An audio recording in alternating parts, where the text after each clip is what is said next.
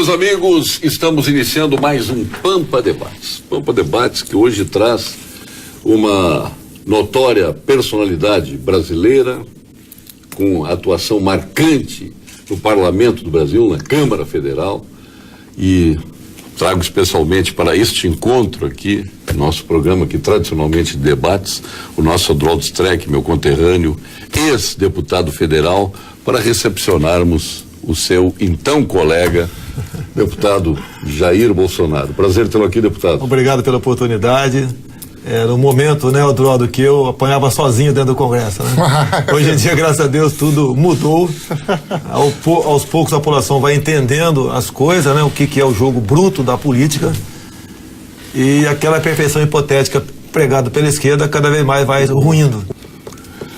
Agora nós vamos a uma boa notícia do dia. O senhor, deputado Bolsonaro, eu não sei se lhe comentei hoje, no trajeto para a Rede Pampa, sobre esta boa notícia aqui do nosso Conselho de Arquitetura e Urbanismo do Rio Grande do Sul.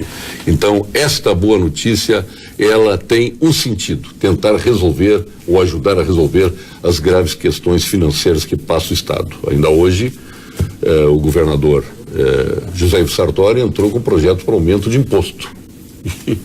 A gente não é a favor do aumento de imposto, mas é difícil, né? Está seguindo, de 6 bilhões. Está seguindo o exemplo do governo federal, que dado a economia nossa que está cambaleando, para não perder a arrecadação, né? O governo federal também aumenta impostos. Então, vamos a esta boa notícia do CAU-RS. A boa notícia do dia. Oferecimento CAU-RS, Conselho de Arquitetura e Urbanismo do Rio Grande do Sul. O órgão especial do Tribunal de Justiça do Rio Grande do Sul aprovou a proposta que abre mão de 50% dos juros dos depósitos judiciais para os próximos 4 anos. A medida vai representar um repasse de cerca de R$1 bilhão, um pouco mais de R$1 bilhão aos cofres do governo do estado neste período.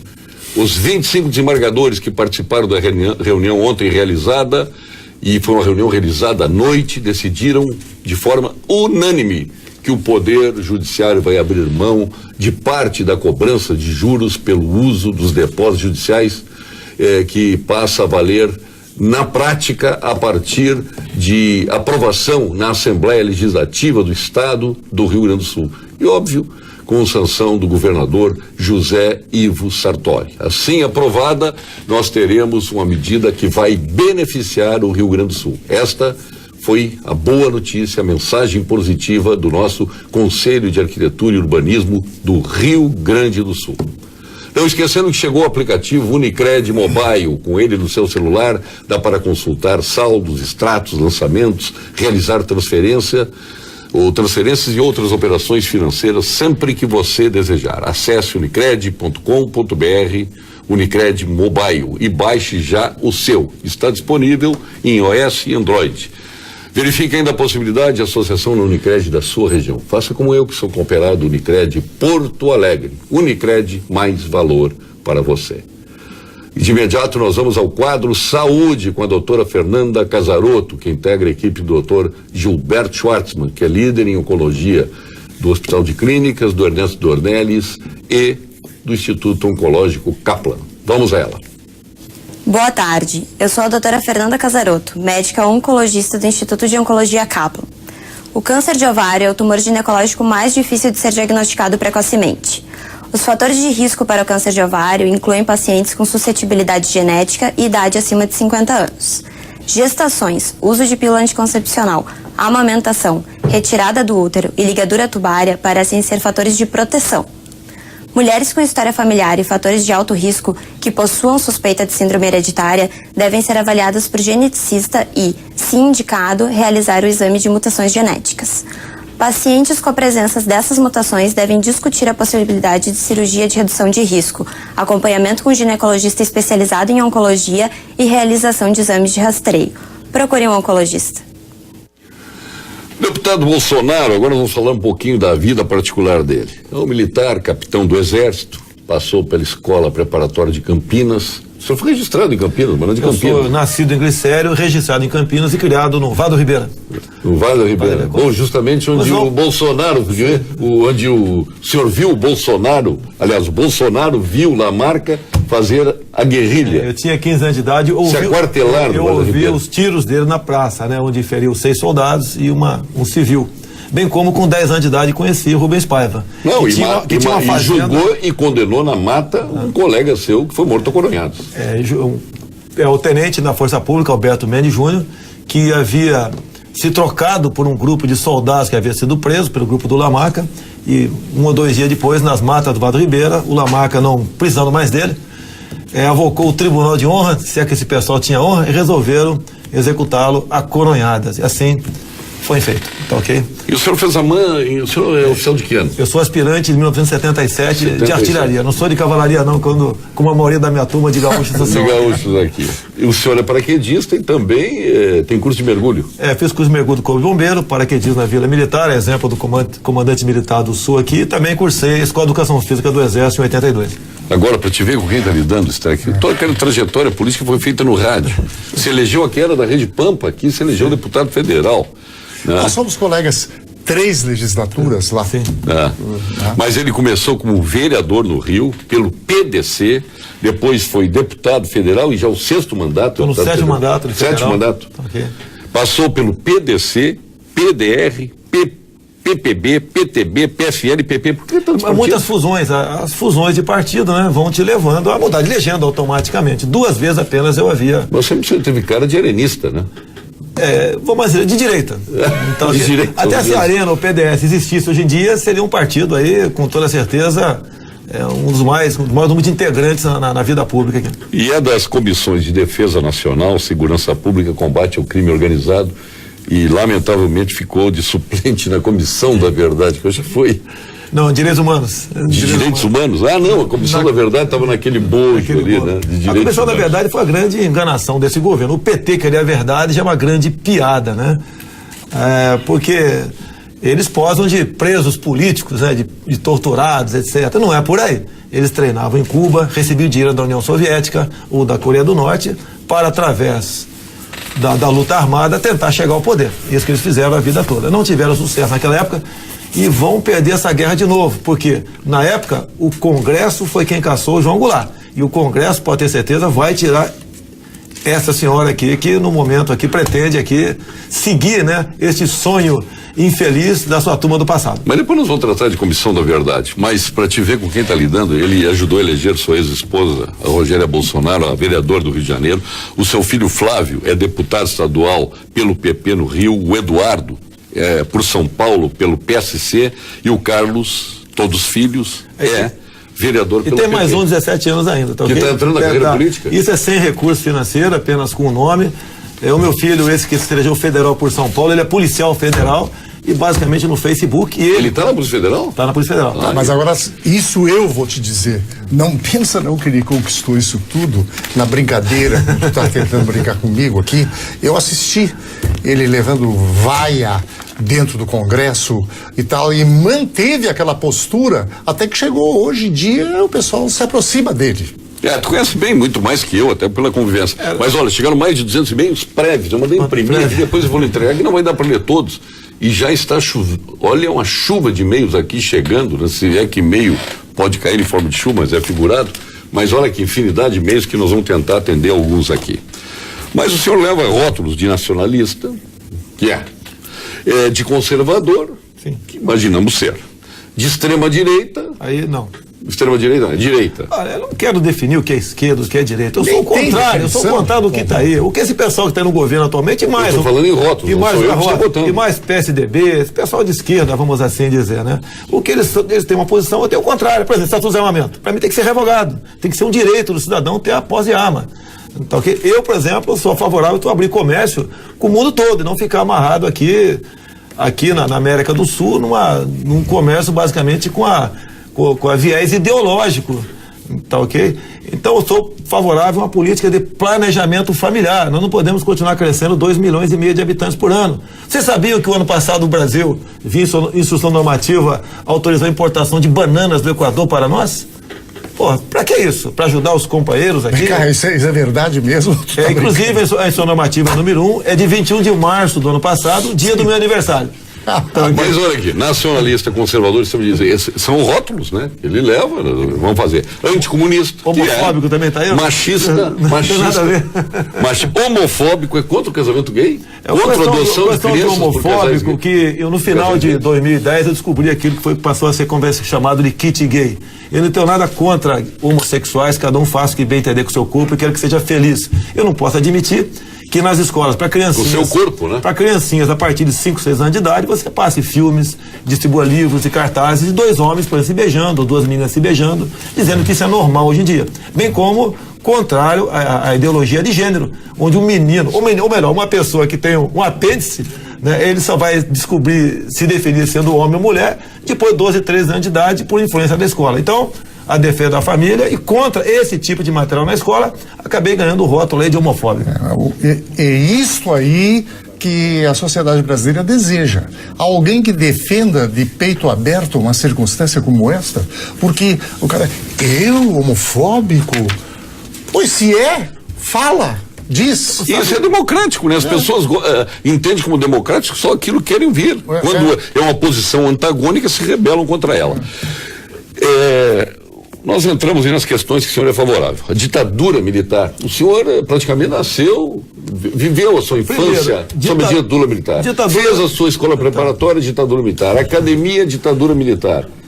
Tempo que nós tínhamos liberdade, tínhamos educação, tínhamos segurança bastante, tá ok? E tínhamos direito de ir e vir para onde bem entendesse. Hoje você não tem. O povo trocou tudo isso, por ocasião das diretas já, pelo direito de votar para todos os cargos do poder executivo e legislativo. Acho que não vou dizer que poderia ter continuado, mas a forma como os militares deixaram o poder é uma forma que não condiz com a verdade do que aconteceu. Até o próprio 31 de março, que não existiu. O Congresso Nacional, Adroto, você sabe disso, foi quem caçou o João Goulart no dia 2 de abril de 64. Foi. Bem como foi o Congresso, com o voto de Ulisses Guimarães, que elegeu Castelo Branco 9 de abril de 64. E ele só tomou posse dia 15 de abril. Que golpe foi esse? E o senhor entende que as torturas são necessárias? Olha, se você for em qualquer presídio do Brasil entrevistar um preso, ele vai dizer que está sendo torturado. Esse pessoal, na maioria das vezes, se vitimizaram para exatamente ganhar compaixão, voto e poder. E por que não dizer também uma grande parte recursos da viúva. Inclusive gente que trabalhou, ganhou muito dinheiro naquele período, em especial jornalista, né? E pessoas ligadas ao humorismo, né? Que depois foram anistiados, né? E hoje ganham 20, 25, 30 mil por mês, isentos de imposto de renda. E a última obra dessa dita tal Comissão da Verdade, no final de dezembro, mais de 100 novos anistiados apareceram e estão ganhando aí, em média, 5 mil por mês cada um. Para isso que serviu aí essa dita Comissão da Verdade e essa maciça propaganda contra os militares ao longo de praticamente 30 anos. Olha, hoje eu vinha com o senhor do aeroporto para cá e lhe falei sobre Cuba, a questão da saúde, educação, segurança em Cuba. O senhor me disse que não tem liberdade. E o senhor acha que teve liberdade durante o golpe militar? Ou a revolução? Você está falando em golpe aqui, quando eu falei que quem caçou o João Goulart foi o Congresso. Não, tudo bem. E o abacaxi era tão grande naquele momento. Não, é porque adjetivar. Acabaram empurrando pro Castelo Branco. Adjetivar é fácil, eu estou botando adjetivos que. A questão de Cuba, um exemplo simples, né? Quem aí é pai, tem filhos menores, sabe o que é ficar longe dos seus filhos. Eu estou longe há 4 dias, uma filha de 4 anos. Isso a gente sente. Os cubanos que estão aqui estão longe da sua esposa e filhos menores, né? Ou as cubanas longe de seus maridos e filhos menores. E vão ficar por 3 anos. A família não vem para cá sequer visitá-los, porque se vier, com toda certeza, vão desertar. Então, quando vem um familiar para cá, o filho fica lá em Cuba. Isso é democracia? Eu preferia morrer do que viver sem liberdade. E fala, por exemplo, a Cuba tem uma baixa taxa de mortalidade infantil. É verdade, só que quando uma mulher vai para o médico lá, ela tem qualquer problema no feto, ela já acorda abortada. E, logicamente, os índices caem. Além da manipulação numérica que existe lá. Isso é crime, não? Mas lá não existe crime, lá existe a família Castro que decide, né? Basta o pessoal ler aí. Pois é, aí vem a questão livro aí do segurança da pena de morte. O senhor é a favor da pena de morte? Pela Constituição, né? Cláusula pétrea. Você não pode discutir isso aí, nem por proposta de emenda à Constituição. Mas eu seria favorável, sim. O caso, por exemplo, estupro, se fosse a votação, votaria a favor. Votaria sim, sem problema nenhum. Porque é o seguinte, qualquer crime de morte premeditado seguido de morte, porque o ser humano, ele só respeita o que ele teme.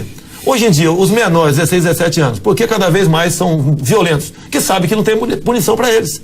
Então, se não tiver algo que realmente o impacte, né, o desmotive para aquilo, vai continuar cometendo crime. Eu sou apaixonado pela legislação penal norte-americana, porque lá cada estado tem o seu código penal. Seria bom se caso pudesse fazer a mesma coisa aqui em todos os estados do Brasil. Se aqui, por exemplo, assaltar banco desse 10 anos de cadeia, e em São Paulo fosse 20, eu viria assaltar banco aqui do Rio Grande do Sul. Daí vocês pressionariam a Assembleia Legislativa de vocês para passar para 30. Tem que ser assim. O cara que comete crimes premeditados, em especial, né? Ele tem que saber que, caso venha a ser detido, ele realmente cumpra uma pena duríssima. E quando sair da cadeia, não terá condições físicas de continuar sendo criminoso. E a questão da maioridade penal? O senhor foi a favor da redução, obviamente. A proposta... Ela foi restritiva. É restritiva, não me entender. Não vai funcionar. Ela passou a ser. É igual ao desarmamento. O povo votou a favor a população estar armada e não adianta, as leis todas vieram e prejudicaram a população. O Adroaldo é advogado, honesta estar armada. Informação. Por exemplo, ele não vai saber definir. Ele não vai saber definir a diferença de roubo para latrocínio. Duvido que ele decida. Não sabe. Por quê, Adroaldo? A diferença é acertar o tiro. Tá ok? Ou seja, hoje em dia, se um menor assaltar 10 bicicletas na rua aí, ok? Não vai dar nada para ele. Ele responde pelo ECA. Mas se não desce o primeiro, ele der uma peixeirada e matar, daí ele vai responder. Ou seja, precisamos ter um corpo no chão para você condenar o menor. Não é dessa forma. A proposta mais antiga, deputado de mandato, para 16 anos na Câmara, é a minha. Tá ok? Então sempre fui defensor dessa tese em Brasília. Aliás, contrário a uma deputada muito ativa aqui do Rio Grande do Sul. Quem é lá? A Maria do Rosário, obviamente. Aliás, quando falei Maria do Rosário, é bom o senhor... Aquele fato, o senhor se arrepende de ter feito? Negativo. Aquele fato aconteceu em 2003, quando houve um dos crimes mais bárbaros que tem notícia no mundo, né? Um casal de namorados foi surpreendido numa fazenda por 5 marginais. No dia seguinte executaram um garoto, o Felipe Café, e a menina, a Liana Fredenbach, foi estuprada em rodízio por 5 dias por 5 marginais. No último dia, o tal do Champinha, menor de idade, a executou degolando-a. E nós fomos discutir no Salão Verde a redução da maioridade penal. Ela perdeu nos argumentos para comigo e daí foi para agressão. Me chamou de estuprador. Eu não poderia levar para casa uma acusação daquela sendo filmada. E dei aquela resposta para ela, que é a resposta que eu poderia ter dado. Então que agora, aquilo... Lógico, ela tentou se vitimizar no tocante aquilo. O senhor foi para a comissão de ética? Foi processado? Foi na época. Eu respondi mais de 30 processos em Brasília. O tempo do Adroaldo aqui, pela primeira vez eu rompi um semestre em Brasília sem ser processado no Conselho de Ética, né? Que foi esse último agora. Até porque chegou muito mais gente conservadora em Brasília e essas figuras conhecidas, né, acabaram perdendo força nos processos que morreram. Chegou a chamar alguém do Ministério Público de filho disso, filho daquilo? Não, nunca. Como o Collor chamou? Não, negativo. Eu vi que ele chamou na tribuna do Senado, né? Realmente, o Janot desse palavrão, eu jamais dirigi qualquer ofensa a integrantes do Judiciário, ou até colegas mesmo com palavras de baixo calão, isso nunca houve. A maconha, que agora o presidente conseguiu aprovar, o ex-presidente Mujica, no Uruguai, né, que agora está o presidente Abalé Vázquez, que é médico, está tentando contemporizar. Quem o senhor acha da questão da maconha no Brasil? O Supremo está... E em consequência do que ela gera, que é o consumo de outras drogas.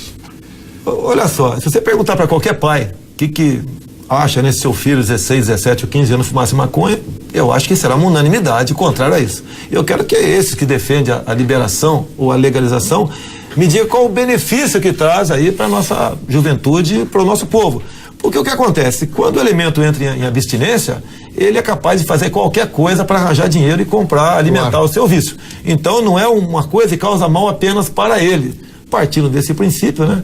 Até no tocante à capacidade de apreensão, que é prejudicada, você vê a pessoa que fuma maconha, o tempo de reação entre o estímulo e a reação é majorado. Isso pode ser aquela fração de segundo onde vai se levar a um acidente e quem vem no outro lado da rua vem a perder a sua vida. Então não pode ser favorável à liberação da maconha, que pese até alguns saberem usá-la de forma adequada. Mas se você abrir para isso daí, ela vai inundar as escolas, tá ok? E a nossa população aí vai fazer um grande comércio, no meu entender, que não vai inibir a maconha da forma como é produzida hoje em dia. Porque numa nova produção, onde diz que vai gerar imposto, você vai ter a carteira de trabalho na mão daqueles que vão produzi-la, né? Até o consumo final. E vai encarecer. E vai continuar barata a maconha da forma como é hoje. Como o cigarro. Em torno de 30%, né? Apesar de legalizado, é contrabandeado, na maioria das vezes, do Paraguai para cá. Aliás, vamos começar a mesclar aqui, Streck, alguns e-mails. Os antigos que chegaram e os que estão chegando, né? O que está chegando agora é de Eduardo Bolsonaro, o senhor conhece? É meu filho, ele tá fazendo uma média, aqui, tá fazendo uma média comigo aí. Quem escreve é o deputado Eduardo Bolsonaro. Gostaria de agradecer o tratamento dispensado ao meu pai, Jair Bolsonaro, em Porto Alegre. Até onde sei, mesmo fora da rádio, o tratamento tem sido excepcional. Afinal, rádio e televisão, né? Afinal, o povo gaúcho é muito bem educado e conhecido por sua cultura. E por que não pelas belas mulheres? Ele puxou o pai nisso aqui, não? Olha, eu queria ter um pai igual ele. Em Fortaleza fui muito bem recebido, como você viu no aeroporto hoje aqui de Porto Alegre, né? O povo trata a gente me surpreendi. Muito carinho. As 200 pessoas lá esperando no aeroporto. Eu fico preocupado com uma coisa, né? O retrato que Bolsonaro presidente, mas depois vão tratar dessa questão presidencial. Escuta. Agora aqui, impeachment. Me chamo Luiz Henrique Antunes, moro na cidade de Tubarão, Santa Catarina. Gostaria de perguntar ao excelentíssimo senhor deputado Jair Bolsonaro se a presidente Dilma sair por meio de impeachment, ela responderia pelos crimes que cometeu? Você não acharia melhor juntar força na Câmara e no Senado para pressionar o TSE na cassação da candidatura? Manda um abraço para a cidade de Tubarão, Bolsonaro. Fica com Deus, bolsomito. Um abraço para Tubarão, mas o TSE, o presidente, chama-se Dias Toffoli, tá ok? É o dono da pauta lá. Eu acho muito difícil via TSE caçar, seria a chapa completa, né? Teremos novas eleições em 90 dias. Dentro da Câmara está na mão do Eduardo Cunha. Informações que eu tive, não vou dizer que está confirmada, que a assessoria jurídica do Eduardo Cunha teria acolhido meia dúzia processos de impeachment, dando parecer favorável. Depende do Eduardo Cunha concordar, assinar e mandar para o plenário. E daí o plenário vai decidir se abre ou não um processo de impeachment contra ela. Afinal de contas, contra Collor de Mello, por muitíssimo menos, né? Se abriu o processo, inclusive. Não, mas ela não foi nada comprovado contra a presidente Dilma. Olha só, o artigo 85 da Constituição. Não foi nada comprovado. Contra o Collor teve comprovação. Não, eu te mostro uma comprovação aqui, além das pedaladas fiscais aí. Está no artigo 85 da Constituição, um de seus incisos, que incorre em crime de responsabilidade o presidente que interfira no legislativo. Enquanto a Petrobras estava sendo assaltada, tudo que interessava para a senhora Dilma Rousseff era aprovado dentro da Câmara e do Senado Federal. É uma prova concreta. Mas intervenção de quem? Eu não falei intervenção, eu falei impeachment. Não. Você perguntou aprovado projetos da presidente? Não. Os projetos. Na Câmara Federal. Não, mas enquanto o pessoal recebia recursos da Petrobras, através do Petrolão, tudo que interessava a Dilma Rousseff era aprovado na Câmara. Então, tudo era aprovado. Deputado Jair Bolsonaro está perguntando, Diego Fernandes, em um eventual mandato presidencial, o que o senhor faria para ajudar o Rio Grande do Sul a sair da crise financeira que se encontra? Os governos do PT perdoaram dívida de africanos e outros países da América do Sul. Além de investimentos, né? Um dos últimos investimentos aqui do Brasil foi na linha. Ele é do Diego Fernando Zirbowski, de Passo Fundo, no Rio Grande do Sul. Diego, pior do que até o que o Brasil financiou, a maior parte do que foi gasto de transmissão Itaipu-Assunção, que esse excedente do Paraguai nós comprávamos, vamos deixar de comprar, então nós estamos financiando, inclusive, que o Brasil tenha menos energia. Sem energia, você não tem como estimular a indústria para frente e ajudar aí, através de impostos, né? O Brasil e o Estado do Rio Grande do Sul e os estados saírem da atual situação calamitosa que está. E a péssima notícia, né? É um sentimento meu que, infelizmente, eu estou vendo que mais cedo ou mais tarde o Brasil será o que atualmente é o nosso querido Rio Grande do Sul. Tchê, eu gostaria de saber, quando você for eleito presidente, se você vai fazer o possível e o impossível para colocar todos esses corruptos, desde Mensalão até o Lava Jato, na cadeia, sem direito à prisão domiciliar. Faça isso, pelo amor de Deus. E pede para colocar o Maluf na cadeia. Cláudio Piovano. Deixa eu dar só uma interferenciazinha rápida aqui. É que todo mundo acha que o Palácio Planalto é uma grande delegacia de polícia. Quer dizer, o presidente não pode chegar, prende, bota, faz, acontece. Tem justiça. Tem que acionar a justiça. Agora, o Palácio não é a delegacia de polícia. Isso aí. Agora, o executivo, né, por vezes, indica a gente para tribunais superiores do seu interesse. Ah, claro. Como foi na questão do mensalão, onde você tirou de algumas personalidades do PT a formação de quadrilha. Daí foram condenados a menos de 8 anos de cadeia e rapidamente passaram para o semiaberto. Então tem essa particularidade que o executivo poderia não colaborar dessa forma, né? Para que nós realmente viéssemos a punir quem realmente deve ser punido. A TV Pampa, hoje, ela consegue ser sintonizada em qualquer lugar do mundo, né? Outro dia tivemos aqui o embaixador de Israel que deu uma entrevista e a mãe e a esposa assistiram lá em Israel. Agora aqui a pergunta lá é de Minas Gerais, está mandando Paulo Tribiste. Quais as possibilidades do senhor ser candidato a presidente da República? O senhor toma algum cuidado para proteger a sua vida? Vejo que o senhor é um forte adversário e inimigo do Fórum de São Paulo. Eu tenho realmente, não tenho tido ameaças, eu fico preocupado quando não tem ameaça, quando tem eu fico mais tranquilo, né? Pessoal, muita gente é para cuidar da minha vida. Agora, o que eu pretendo? Eu pretendo, em 2018, estar num partido onde entre nós, filiados, aquele que tem as melhores condições, venha a ser candidato a presidente, a governadores ou senadores, tá ok? Sem vender ou sem negociar a tua legenda com quem quer que seja, o que infelizmente meu partido fez por ocasião das eleições do ano passado. O computador até tá dando, olha aqui, ó, tá dando pau aqui de tanto e-mail que tentando, é uma loucura, olha aqui. Ele roda e... deputado, nas redes sociais, vários brasileiros dizem que a senhora vai se candidatar a presidente e que farão campanha de graça. O que o senhor acha disso? Qual tem muita opinião? gente falando isso, mas se eu falar que sou candidato aqui, o TSE... A Graziela Finardi o TSE vai pedir a cópia da fita e vai me dar uma multa milionária, tá ok? Podendo até me tornar inelegível aqui. Mas é direito do espectador perguntar, né? É direito de perguntar. Eu pretendo sim, né? Se o quadro político permanecer como está, se apresentar como um possível candidatura nessa área, sim. Isso. Até para nós dar uma endireitada no Brasil. Chega de esquerda, chega de fora de São Paulo, vamos realmente valorizar o que nós temos. A questão de reserva indígena, que é uma história muito grande, é um comércio, uma grande indústria, temos que botar um ponto final nisso. O Nióbio é importantíssimo, de Catalão aí, informações que eu tenho, sai 160 vagões por dia de nióbio, e eu gostaria que alguém me ajudasse aqui para viemos a saber quanto é que o governo arrecada de impostos no tocante à exportação de nióbio. Olha, o Rodrigo Camargo, gostaria que o senhor perguntasse ao deputado Bolsonaro se existe possibilidade de termos uma nova eleição presidencial em seguida. O senhor está preparado para se candidatar? Olha, possibilidade só se o TSE viesse a caçar a chapa completa, né? Da senhora Dilma com o Michel Temer. Fora isso, se for só a Dilma, o Temer, via impeachment, né? O Temer assume até terminar o mandato. Okay? E se acontecer isso tudo, depois de completar o segundo ano, teremos eleições indiretas, como eram dos generais no passado, né? Dentro da Câmara. Até final de junho teria eleição geral. Agora, depois disso, o Temer assume. Sim. Matheus Biscaino, se for eleitoral... Não sei, se for eleitoral... não, se for eleitoral, não. Aí é chapa. Digo, no impeachment. Sim. Boa noite, o senhor tem intenção de se candidatar à presidência da República e boatos dizem que o senhor fez uma união com Levi Fidelix. Não, é verdadeiro isso? Eu não fiz união com ninguém. Matheus Biscaino. Obrigado, Matheus, eu não fiz união com ninguém, eu conversei com o Levi Fidelix, como eu tenho conversado com muitas pessoas. Eu quero estar num partido que não negocia sua legenda no futuro. Agora, o retrato que eu tiro disso tudo, tá ok, com muita humildade, é que não existe liderança política no Brasil.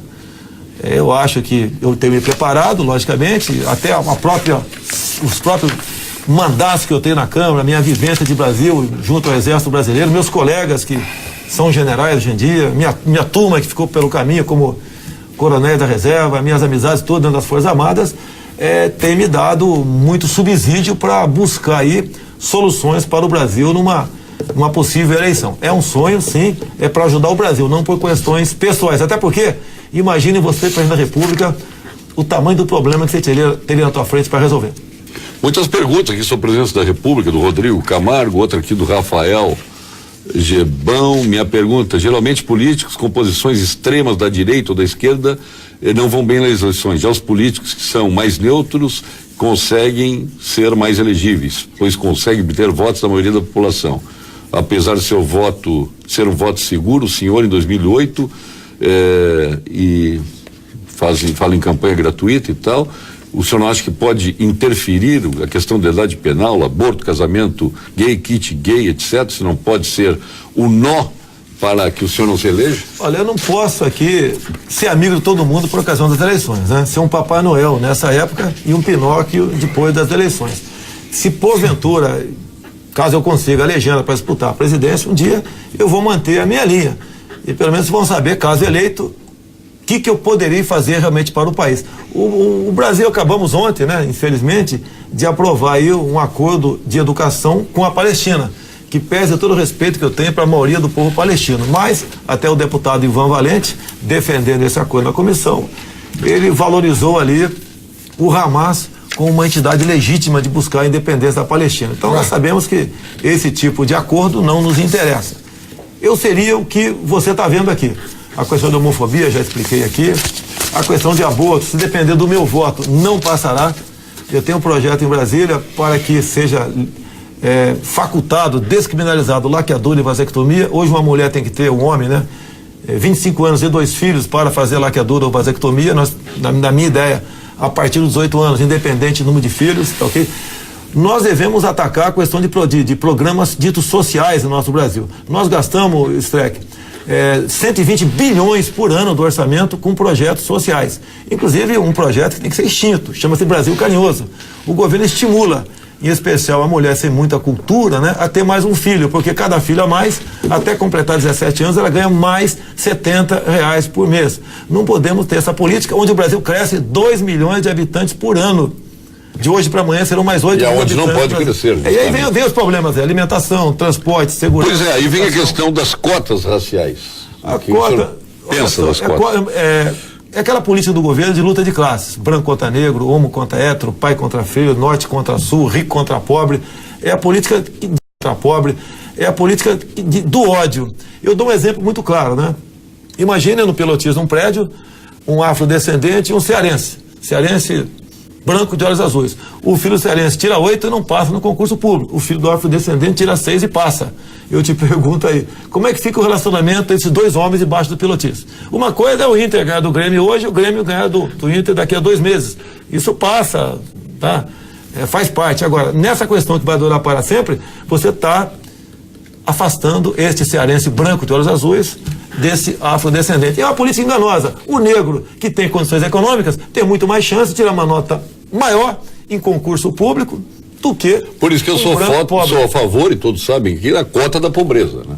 Eu acho que a cota tem que ser para as pessoas que necessitam realmente, né? Que não tiveram a sorte de nascer num berço melhor. Tem outro episódio aí que se refere à Comissão da Verdade.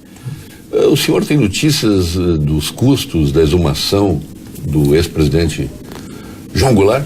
Como não? Especificamente não, mas como um mas todo... Por que não existe? Não tem como os senhores da Câmara pedir essa informação? Tem como pedir, quanto custou para a sociedade? De informações, temos como pedir, mas o governo atualmente, com toda essa história de anistias, etc., já ultrapassou a casa de 4 bilhões de reais ao longo desses últimos anos, desde quando o Fernando Henrique Cardoso, né, começou aqui a colocar a sociedade contra as Forças Armadas. A Comissão da Verdade... E ele é filho de general e neto de general, né?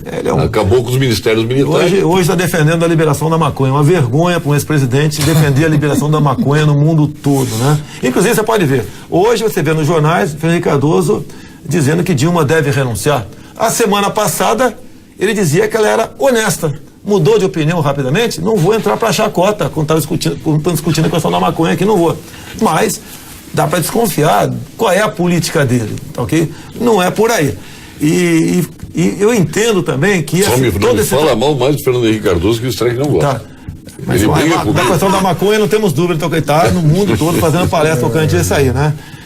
E eu ia falar aqui, a questão da Comissão da Verdade. Caluniar as Forças Armadas, porque nós, das Forças Armadas, somos o último obstáculo para o socialismo, que é o nome de fantasia do comunismo. Ok? Entendo isso aí. Agora, você pode ver, herança de Fernando Henrique Cardoso para as Forças Armadas. Uma medida provisória de dezembro de 2000, 15 anos depois, até hoje não foi votada ainda. Que tem causado grandes estímulos para a carreira, inclusive as evasões de oficiais, capitães e tenentes, bate 240 por ano, e de praças, segundo e terceiro sargento, um pouco acima de 600 por ano, que pede demissão, né? Ou vão embora ex officio via concurso público. É a herança que nós temos de FHC, que durou 8 anos de Lula e está aí no 5º ano de Dilma, e a MP está parada, congelada dentro da Câmara, prejudicando e muito a questão das Forças Armadas. O senhor é a favor de amenizar os impostos? E o que o senhor pensa da desvalorização do real frente a outras moedas? Olha, eu pretendo estudar um pouco melhor a política na Grã-Bretanha. Cameron, quando assumiu há pouco tempo, a carga tributária é em torno de 28%. Ele passou para 21%. Essa pergunta diminuiu o desemprego, se arrecadou muito mais, deu-se liberdade para a classe empresarial. Então, o país, né, a Grã-Bretanha, cresceu assustador. Não entrou em crise, coisa que nós vivemos no momento. Tem uma coisa que o empresariado tem falado muito comigo, agora é para perder voto, né? O empresariado tem falado comigo. O trabalhador vai ter que chegar ao momento, Streck, vai ter que decidir, tá? Menos direitos e emprego, ou todos os direitos e desemprego. Que nós não conseguimos fabricar um prego e botar de forma competitiva em lugar nenhum no mundo, pelo preço da mão de obra. Não quero aqui caçar direito de ninguém. Vamos ter que decidir, até porque nós temos uma das maiores taxas de emprego do mundo, em torno de 40%, que o próprio governo considera quem recebe Bolsa Família como empregado. Olha, o Edgar Flores Cardoso está perguntando o que o senhor acha da exploração do minério nióbio. Qual seria a ação para o desenvolvimento socioeconômico do Brasil, já que detemos 98% das reservas mundiais desse que é o mineral de estratégia. É uma questão tratada aí como se fosse algo secreto, né? Informações que eu tenho de Catalão, são 4 composições por dia, de 40 vagões de nióbio, que vão praticamente tudo para o Reino Unido. E eu estou atrás agora, via os amigos auditores fiscais, no sentido de ouvir a saber. Para que serve o mineral? É bom que para a aviônica, para a indústria espacial, é o mineral mais duro que existe, misturado com ferro, vão para as estruturas aí para aguentar aí grandes obras, etc. É por aí. Então eu quero saber quanto é que o Brasil arrecada de imposto via nióbio. Só temos aqui no Brasil praticamente 97%. Deveríamos fazer como o OPEP fez no passado, né? Acabou-se aquela história do combustível barato no nosso tempo, né, Streck? E criaram aquilo que nós tivemos 2 grandes crises do petróleo aqui. Não queremos causar uma crise a ninguém. Mas essa questão de minérios nossos, nós devemos nos preocupar quanto a isso aí. Porque, afinal de contas, os commodities, minério de ferro, nós praticamente estamos tendo prejuízo em explorá-lo. Agora, pelo que eu sei, não tenho como comprovar ainda, o nosso nióbio é exportado como se fosse minério de ferro. Está aqui o Fábio Pullman, falando sobre a privatização da rede ferroviária federal, né, e diz que todos os funcionários ganharam as causas na justiça. No entanto, até hoje o governo não pagou. Lula prometeu, não pagou. E está aí todo mundo a ver navios e ganharam na justiça as suas respectivas causas. Vão para a fila dos precatórios. Essa é a regra do governo. Já estão, né? Já estão. E vão ficar de eterno lá. Boa tarde, parece óbvio que o senhor é um grande concorrente à presidência e que ganha apoio de muitos admiradores há anos. Porém, a minha questão é mais relacionada à religião. Em sua pauta, o senhor defendeu o uso do crucifixo e de ter uma Bíblia na mesa em um estado laico, separado de religião. Como é que o senhor entende isso aí? Johnny Rodrigues. 90% do povo brasileiro é cristão. Tá ok?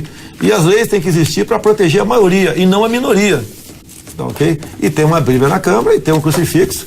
Alguns já tentaram tirá-la, eu fui contra, não só a bancada evangélica, como católicos, até ateus lá dentro, não foram favoráveis a retirar aquilo lá. Não queiram nos afastar da religião, que todos os países que se afastaram da religião deixaram de existir. Nós temos uma crise aí, que ela é política, ela é institucional, ela é financeira, e decorre aí uma crise no seio da sociedade que é psicológica. A sociedade está abalada, não consome mais nada, ninguém, nem no seio familiar, consegue prever o seu futuro. Como é que se muda esse status quo que está vivendo a sociedade brasileira? Olha, na política, assim como nas Forças Armadas, né? Nós militares nunca pagamos uma missão para o soldado sem estar na frente, para mostrar que aquela missão é possível de ser cumprida. O governo tem que fazer a mesma coisa, tem que dar exemplo. Lamentavelmente, os nossos últimos presidentes, em contraposição aos militares, né, os atuais nunca deram exemplo de absolutamente nada. No período militar, você não encontrou nenhum general rico. Tá? Hoje em dia aqui, a desconfiança é muito grande, não só dos ex-presidentes, bem como de familiares. A propósito, eu queria só um pequeno parte. Um dia desses eu fui obrigado a entrar num... Eu não entro mais nessas discussões aí e tal. Cara, não, porque negócio seguinte, não é roubo atual, os milicos roubaram muito também. Aí eu entrei. Eu digo, não, só um momentinho. Me dá um exemplo de um milico ladrão. Umzinho só, rápido, vamos lá. Aí o cara ficou meio... mas foram muito incompetentes.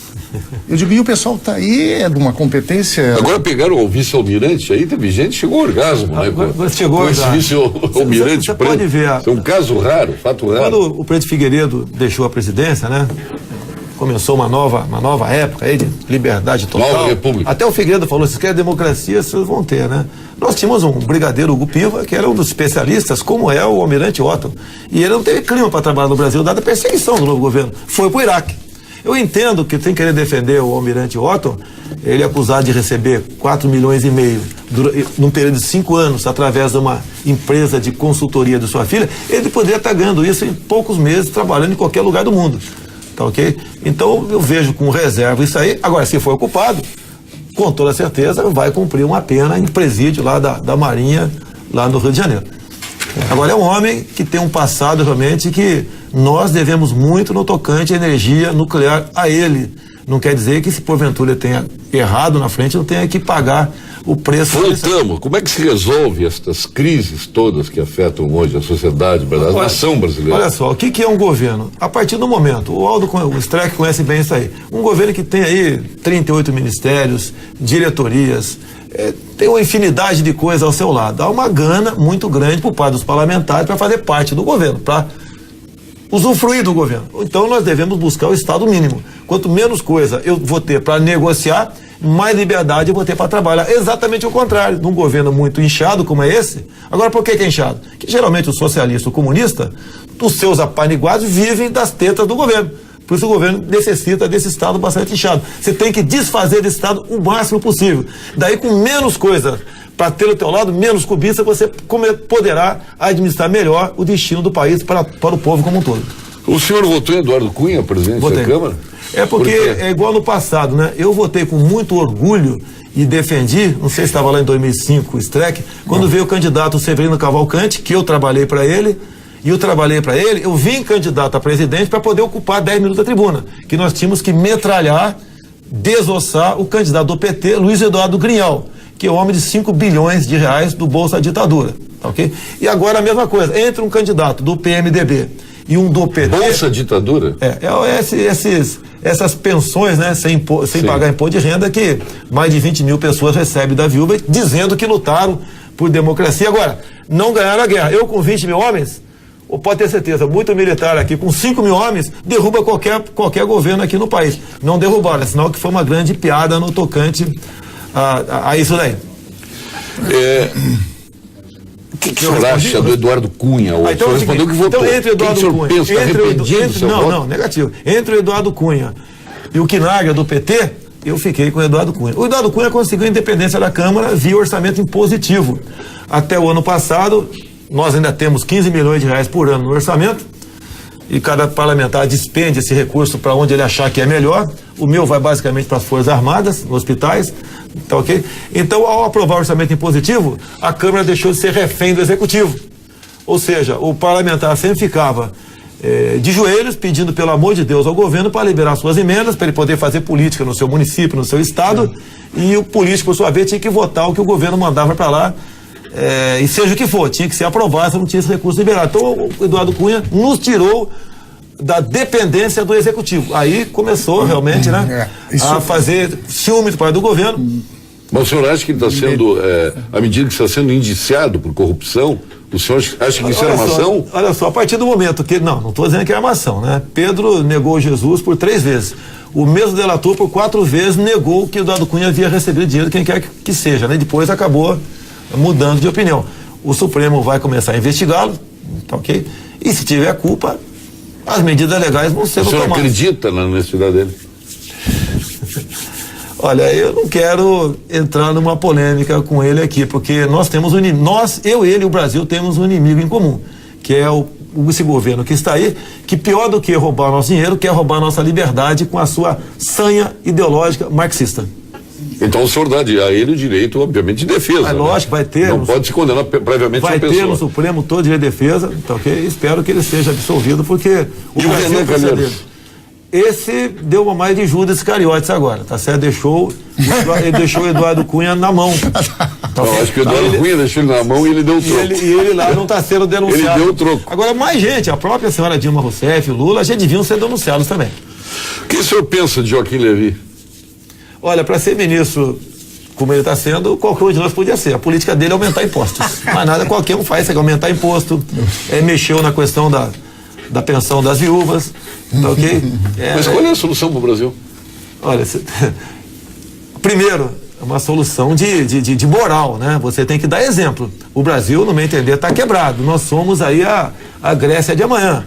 Nós somos daquele caso que a noiva está grávida, falta apenas marcar a data do casamento, ok? Agora, o governo não pode esperar acontecer para depois tomar providência. Disse que podiam fazer o diabo para ganhar eleições. Fizeram. Né? Lançaram aí mãos de recursos do Banco do Brasil e Caixa Econômica, tá ok? Pagando despesas que chegaram a 80 bilhões de reais, onde o Tesouro tinha que pagar isso aí, tá ok? Então fez o diabo para chegar lá, e a conta tá chegando para ser paga aí. É justo agora o governo socorrer apenas as montadoras? Não tinha que socorrer ninguém, até porque não tem recurso para isso.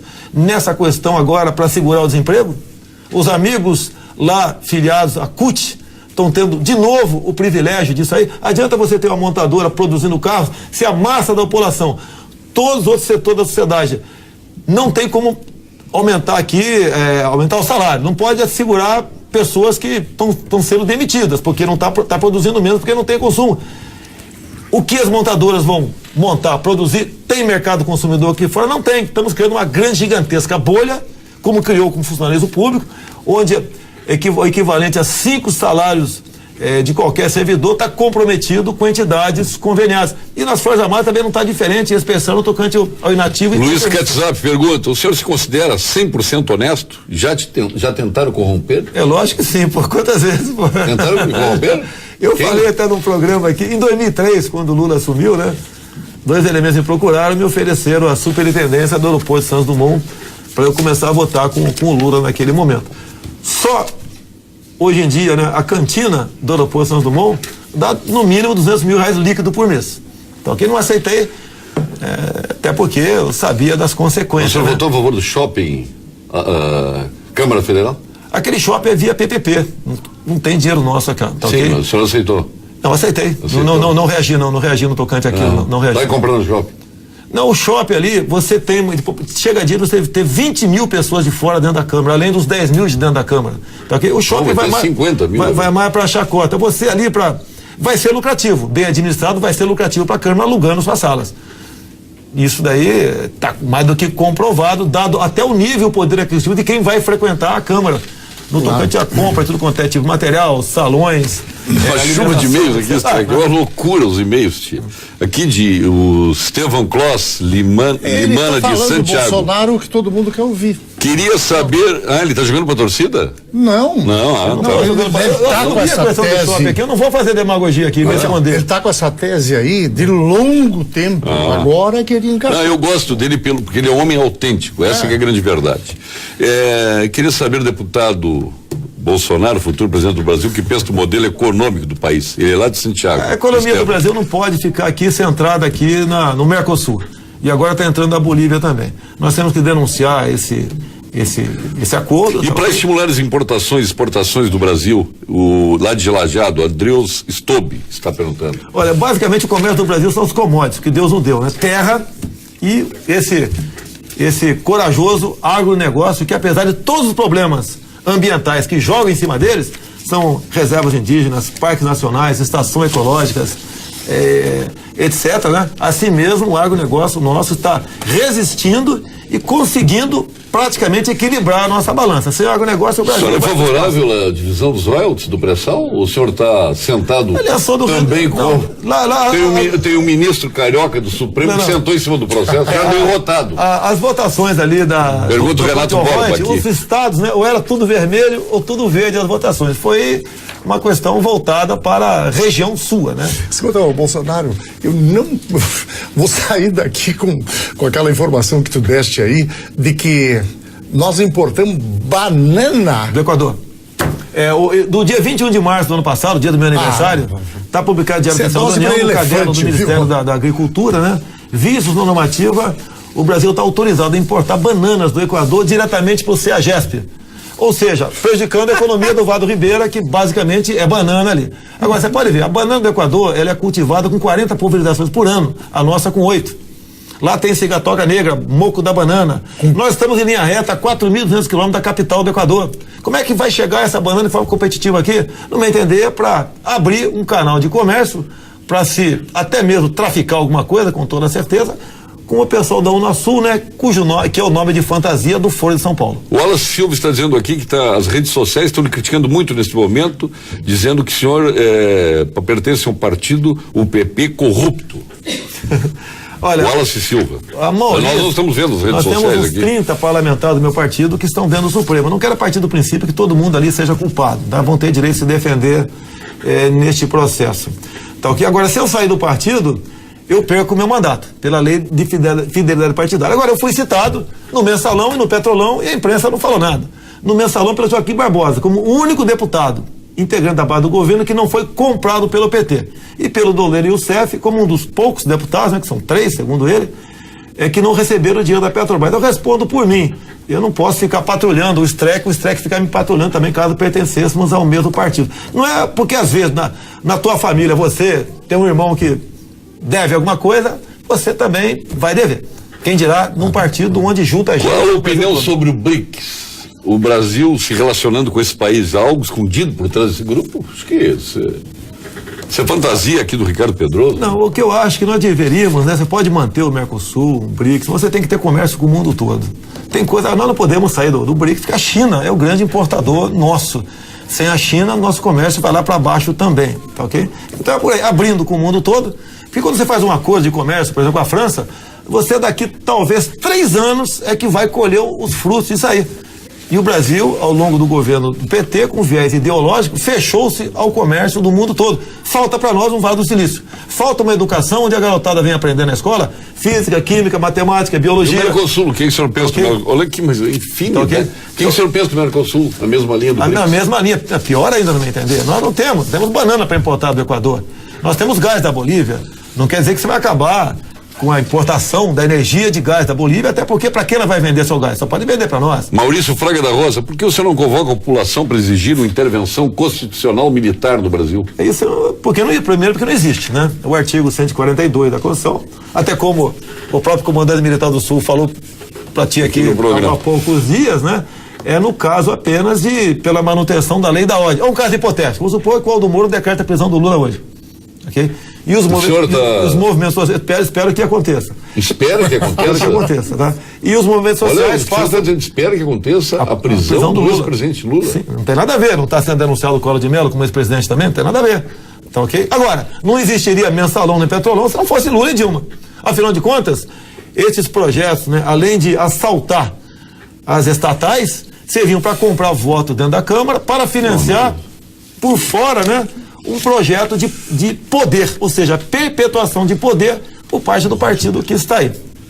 Então a intervenção constitucional é, no caso, um cordão de isolamento do movimentos sociais para não seja preso Lula, a justiça, para não se desmoralizar e baseado no artigo 142, poderá pedir a intervenção dos militares para que essa prisão do Lula seja efetivamente... Wilson Soder, de Santa Cruz do Sul, quanto tempo nós vamos sofrer nas mãos da quadrilha no Brasil?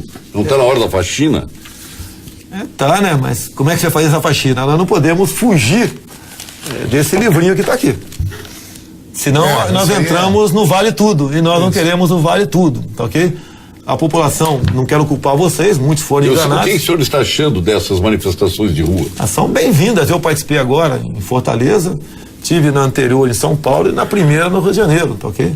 A aceitação. O senhor pretende vir a Porto Alegre numa manifestação dessa? Como tive agora no Nordeste, a próxima será aqui no Sul. Posso fechar contigo agora? Em Havendo, tá fechado aqui. Tem que fechar com os organizadores. Tá fechado. Até a primeira manchete do Jornal de Fortaleza, quando pôs lá na quinta-feira, né? No sábado foi: ninguém convidou o Bolsonaro. Mas na segunda-feira, né? Ainda falaram o seguinte: Bolsonaro roubou a cena. Ainda me chamaram de ter roubado a cena. Mas foi muito bem recebido, até porque eu falo do coração e o meu partido chama-se Brasil. Por que eles chamam de bolsomito aqui? Isso aí me apelidaram. Então aí. Isso era um mito? Estão falando que. Mito, já chamaram de lenda aqui, né? Tem tudo. Você acha um mito, uma lenda? Não, negativo. Eu sou uma pessoa. Só vou dizer que é uma lenda viva. Não. Eu sou uma pessoa normal e, como falo com o coração, não fujo de qualquer debate, né? O povo gosta de ouvir verdades, não gosta que você acabe se escondendo atrás do politicamente correto. Está aqui o Davi Moraes dizendo que é filho de militar, tem 17 anos, é contra o aborto, contra a legalização de qualquer tipo de droga, favorável à redução da maioridade penal. E tudo isso é visto por muitos como errado, ou seja, a inversão dos valores hoje no Brasil é muito grande. O que faria o senhor na presidência? Ele é de Santiago, no Rio Grande do Sul. Eu estou com ele nessas questões, né? Quem assiste um filme de um aborto, né, vai realmente mudar a tua posição caso seja favorável. Hoje em dia, com os métodos contraceptivos que tem aí, tanto o homem como a mulher, vasectomia, laqueadura, DIU, etc., ela pode evitar um filho, vamos dizer, não planejado. Tem como fazer isso daí. Olha aqui, o Henrique Lemos dizendo que é seu fã, o Cristiano Justo também dizendo que é seu fã. Chovendo e-mails aí. Paulo Feijó, sou favorável ao cidadão de bem, que ele esteja armado, e gostaria de saber o que o senhor pensa sobre os maus tratos aos animais. Paulo Feijó, de Gravataí. Olha, eu tenho todo respeito aos animais, tá ok? Você tem que realmente tratar bem o animal, tá ok? Que é um ser vivo que está ali. No tocante ao desarmamento, junto com a comissão, o deputado Peninha, o João Rodrigues, o meu filho Eduardo Bolsonaro, o Alberto Fraga, Major Olímpio, o Capitão Augusto, e tantos outros, né? Nós trabalhamos pela revogação desse estatuto, ou no mínimo retirar a discricionalidade do atual estatuto, o STREC, porque ali diz, né, você só pode comprar uma arma após comprovar a efetiva necessidade. E o Ministério da Justiça, né, afinado com o governo, uma política de desarmar o povo brasileiro, que um povo desarmado é um povo facilmente manipulado, que não reage, tá ok? E determina então que os delegados da Polícia Federal não autorizem a compra de armas. Hoje em dia, até para você comprar uma arma, é quase que como que ganhar na loteria. Então, no meu entender, depender de mim, a posse de arma de fogo passa a ser um direito do cidadão de bem, até porque a bandidada toda está armada, só falta nós estarmos armados. Quero dizer ao General Mourão que ele perdeu aqui no de mês pro senhor. Tem mais de 600 Ele é mais aqui. antigo do que eu, é paraquedista. Mas é seu colega de turma, né? Não, ele é 2 anos mais velho do que eu. 2 anos, né? É de artilharia também. É um homem aqui que tem uma ficha de grandes serviços prestado à nação. E já estou antecipadamente dizendo que ele não vai para a reserva daqui a 2 anos, não. Ele vai estar conosco em Brasília, pode ter certeza disso. Nós vamos agora estregar o ponto final, a contagem regressiva de RER, Sul, GIMO, FCDL, SPC e Sescom RS.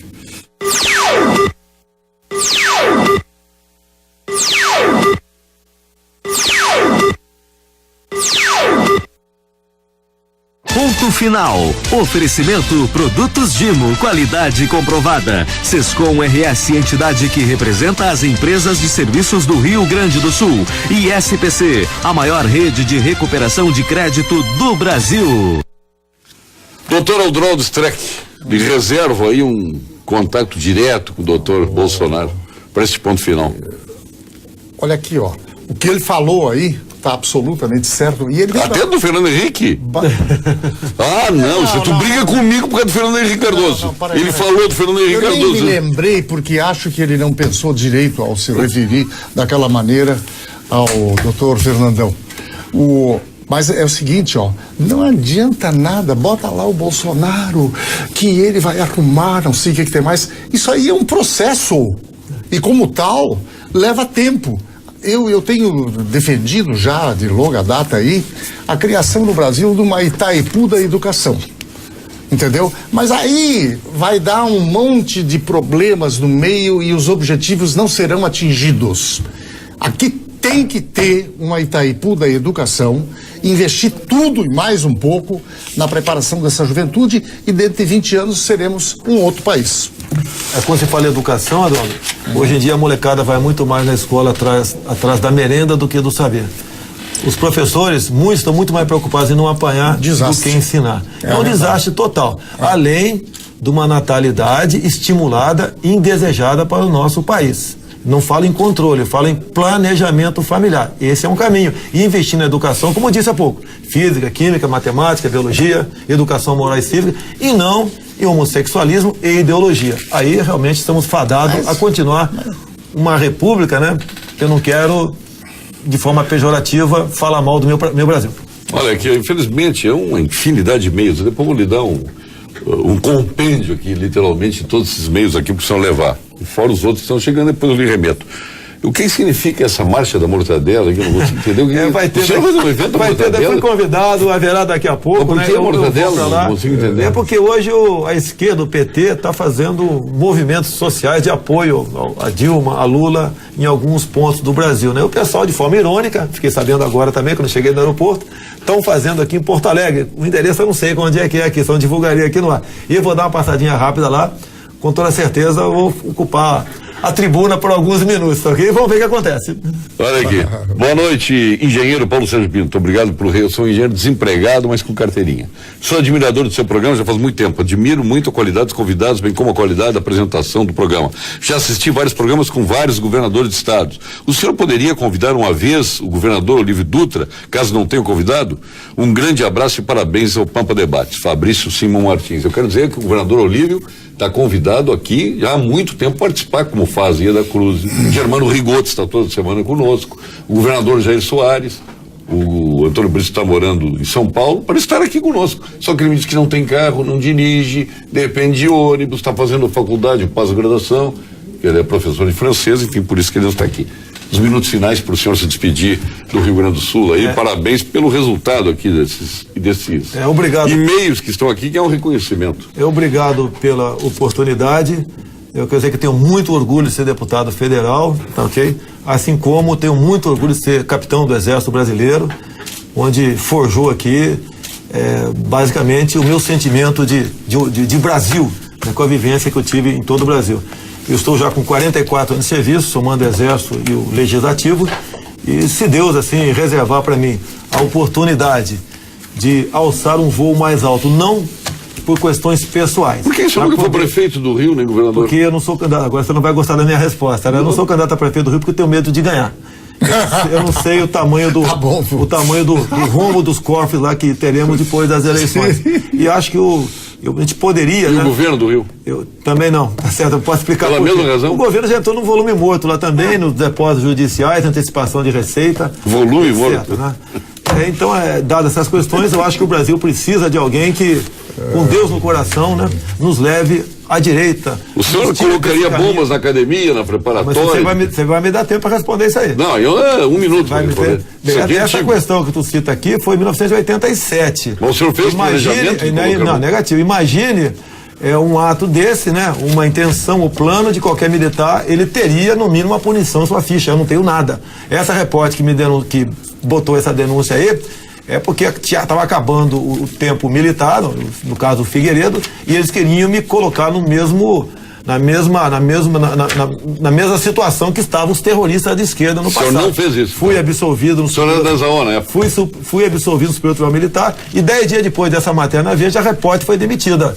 Então isso aí é mais uma das calúnias, difamações, tentaram para cima de mim, contentaram o racismo, contentaram o crime ambiental, como tantos outros processos. Não vão conseguir, pela calúnia, não vão conseguir me derrubar. Pode ter certeza disso aí.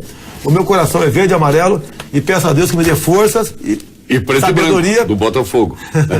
Mas, natural, eu sou paulista, né? Meu primeiro time é o Palmeiras, então ali tem o verde também ali, tá ok?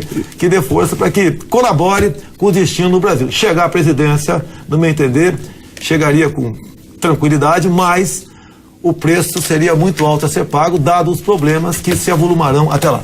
Muito obrigado, deputado Jair Bolsonaro, por ter vindo ao Rio Grande do Sul, especialmente para o Pampa Debates. Isso nos honrou, né? Nos honrou muito, né? Do Outstrack. Obrigado. E serviu o programa também para fazer o reencontro de dois contemporâneos lá, de quantos anos atrás? 3 anos, 3 mandatos. Mas quantos anos faz que...